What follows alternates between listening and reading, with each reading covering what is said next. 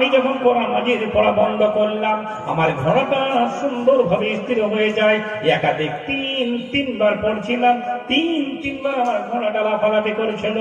আমি বাইরে গিয়ে আমি দেখলাম আকাশের দিকে, আমি এই দৃশ্য দেখতে পেলাম, সারাটা আসমান কি যেন মেঘের রূপে ঘিরে আছে, আর তার মধ্যে যেন ছোট্ট ছোট্ট বাল্বের মতো চেরাগের মতো লাইটিং হচ্ছে। আল্লাহ রসুল, আমি এই রহস্যটা আমি কিছুই বুঝতে পারলাম না। দয়াল নবী জনাবে মুহাম্মদ রাসূলুল্লাহ বলুন সাল্লাল্লাহু আলাইহি সাল্লাম, তিনি বললেন, ও সাগরে, হায় হায়, এই কোরআন মাজিদকে পড়ার জন্যে, এই কোরআন মাজিদকে প্রতিষ্ঠিত করার জন্যে, এই কোরআন মাজিদের দাওয়াত দেওয়ার জন্যে, দাওয়াত নেওয়ার জন্যে তোমার সাথে সঙ্গীরা হাজার